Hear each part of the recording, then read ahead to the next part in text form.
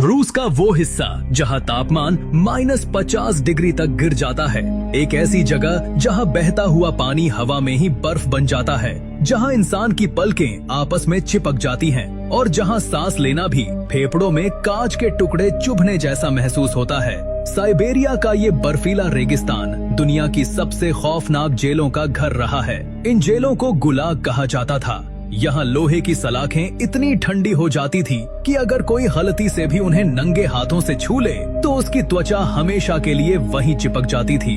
यहाँ के पहरेदारों की बंदूकें अक्सर भयंकर ठंड के कारण जाम हो जाती थी, लेकिन उन्हें गोली चलाने की जरूरत ही नहीं पड़ती थी।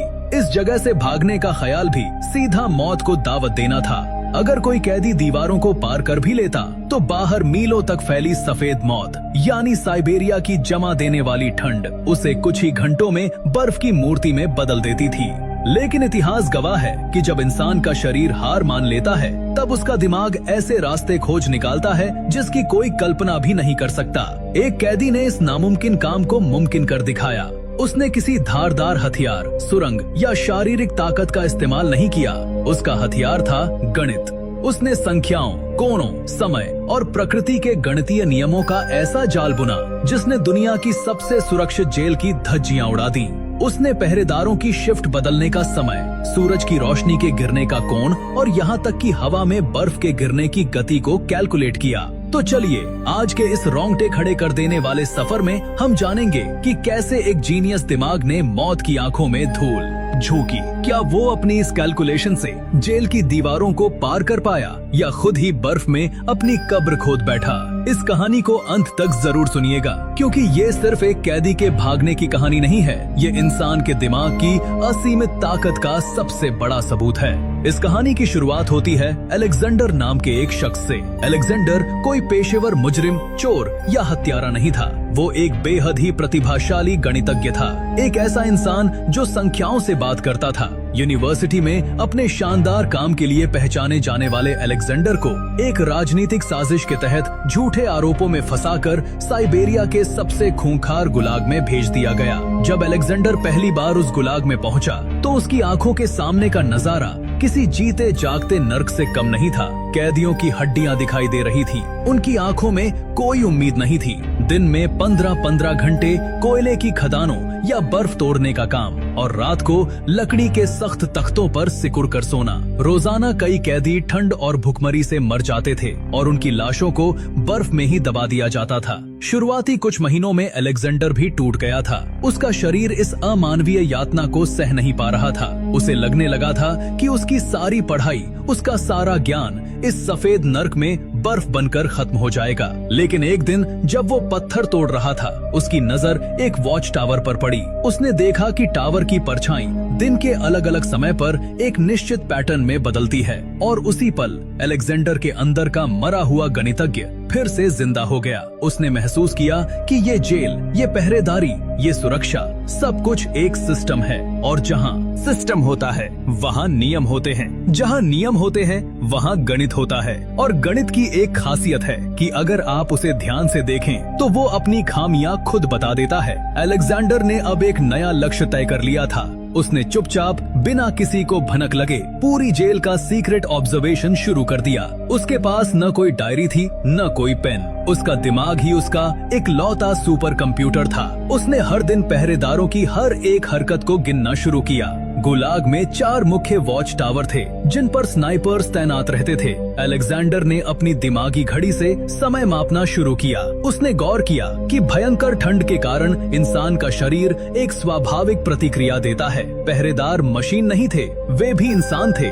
उसने एक सटीक पैटर्न ढूंढ निकाला। हर 27 मिनट में ठंड से बचने और खून के बहाव को चालू रखने के लिए पहरेदार अपनी जगह पर एक छोटा सा मूवमेंट करते थे। वे अपनी आंखें ज्यादा झपकाते थे, अपने हाथों को आपस में रगड़ते थे या फिर अपनी कॉफी का घूंट पीने के लिए पीछे मुड़ते थे। ये मूवमेंट सिर्फ 15 से 20 सेकंड का होता था, लेकिन अलेक्जेंडर के लिए ये 20 सेकंड का समय किसी खजाने से कम नहीं था। इसके बाद उसने सूरज की रोशनी और टावर्स की ज्यामिति यानी ज्योमेट्री को समझा। उसने जमीन पर पड़े पत्थरों और टावर की ऊंचाई से बनने वाले त्रिकोण का हिसाब लगाया। साइबेरिया में सूरज बहुत नीचे से निकलता है और उसकी किरणें बर्फ से टकराकर एक भयानक चमक पैदा करती हैं। अलेक्जेंडर ने दिन के उस सटीक समय की गणना की जब सूरज की किरणें बर्फ से परावर्तित होकर सीधा वॉच टावर नंबर 3 और 4 के पहरेदारों की आंखों पर पड़ती थीं। उस विशिष्ट समय पर यानी दोपहर के ठीक 2:12 पर पहरेदारों को स्नो ब्लाइंडनेस का शिकार होना पड़ता था।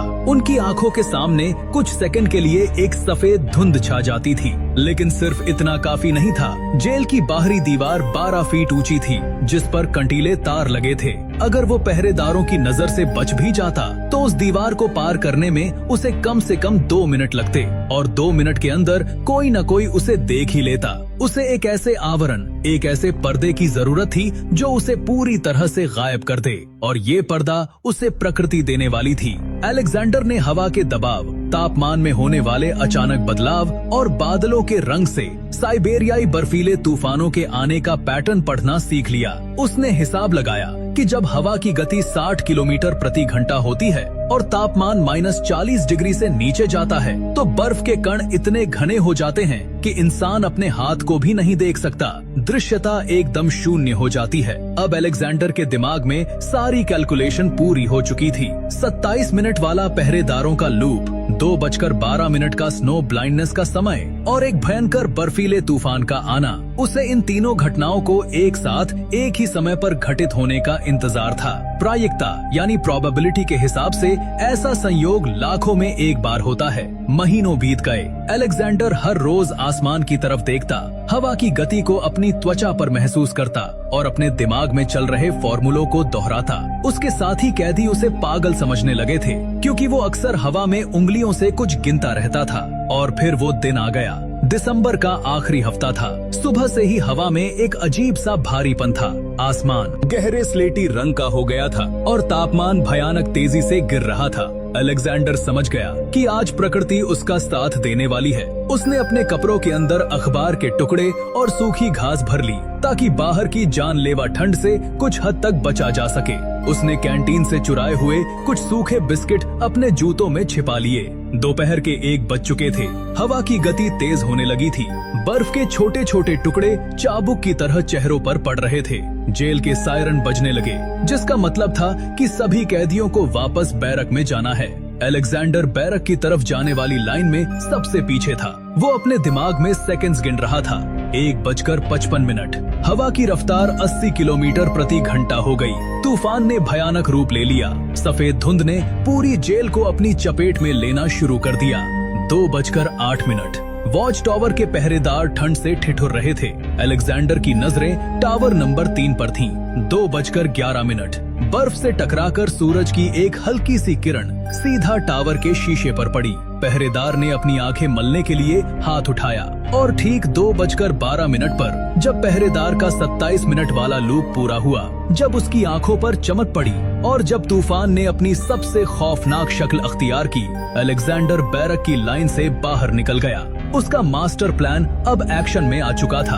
अब पीछे हटने का कोई रास्ता नहीं था। अगर उसकी कैलकुलेशन में 1 सेकंड की भी चूक हुई तो अगली आवाज स्नाइपर की राइफल से निकलने वाली गोली की होगी, जो सीधा उसके सिर को चीरती हुई निकल जाएगी। अलेक्जेंडर दौड़ पड़ा उस 12 फीट ऊंची दीवार की तरफ, मौत के सन्नाटे में अपनी जिंदगी की सबसे बड़ी छलांग लगाने के लिए। बर्फीले तूफान का शोर इतना डरावना था कि वो किसी दानव के चीखने जैसा लग रहा था। अलेक्जेंडर अपने कदमों को पूरी ताकत से आगे बढ़ा रहा था। शून्य दृश्यता के कारण उसे खुद दीवार दिखाई नहीं दे रही थी, लेकिन उसे इसकी जरूरत भी नहीं थी। उसने अपने दिमाग में कदमों की गिनती और दिशा को पहले ही ज्योमेट्री के सहारे फीड कर लिया था।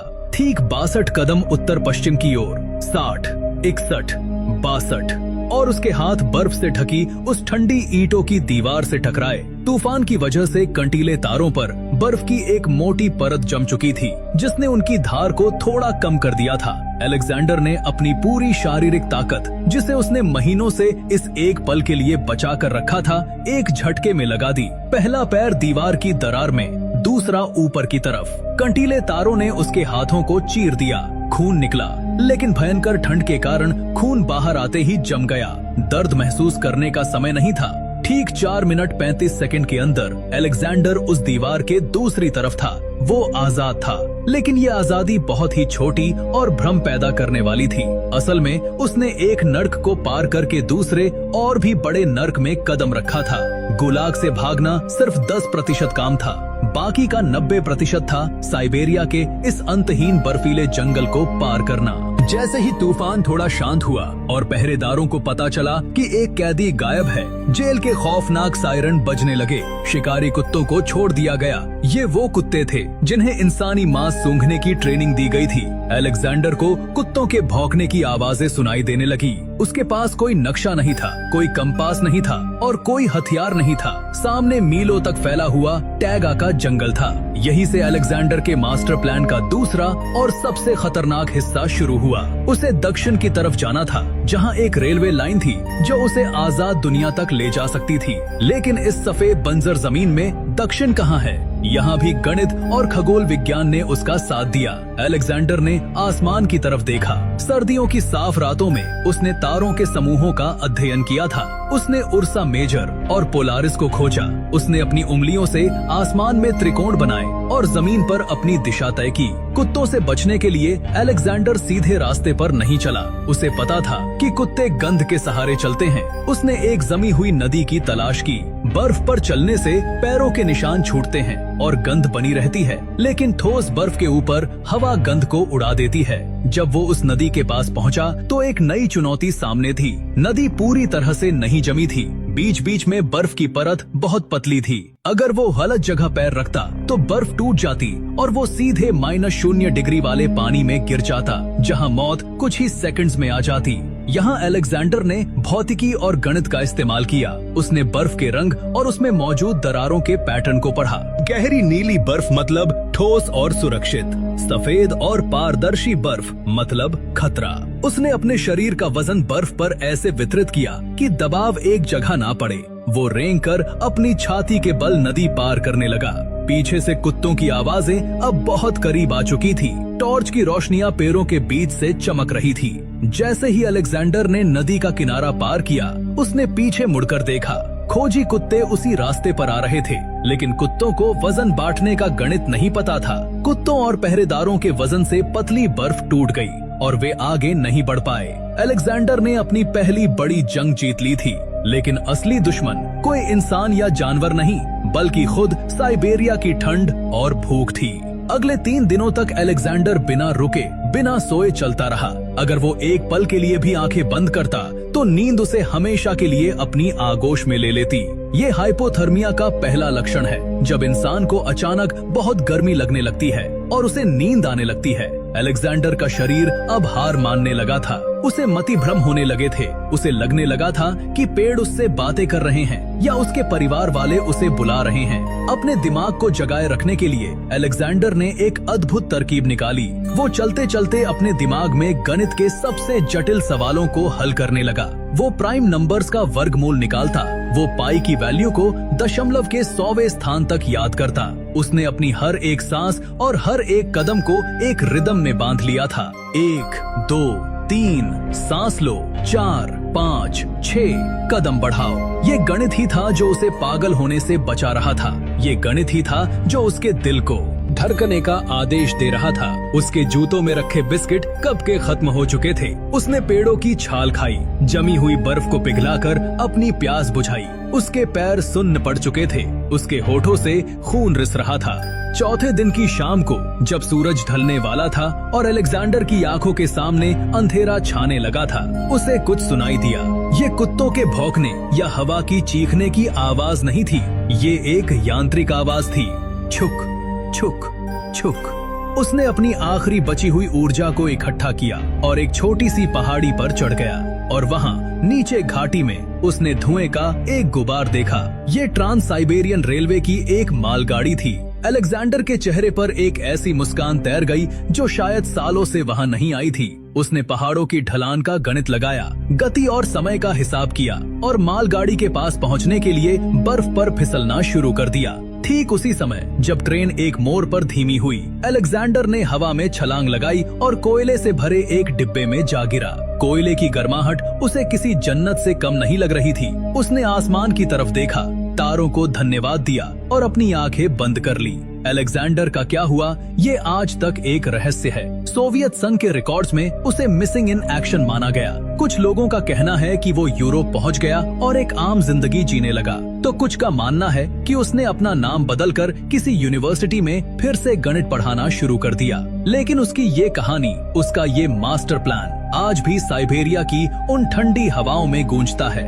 ये कहानी हमें एक बहुत बड़ा सबक देती है। चाहे परिस्थितियाँ कितनी भी भयानक क्यों ना हो, चाहे दुनिया ने आपको चार दीवारी में बंद कर दिया हो, लेकिन एक तेज और शांत दिमाग किसी भी दीवार को गिरा सकता है। हथियार लोहे के नहीं होते, हथियार तो हमारे इरादे और हमारा ज्ञान होता है। अलेक्जेंडर ने साबित कर दिया कि ब्रह्मांड की कोई भी जेल इंसान के दिमाग से बड़ी नहीं हो सकती।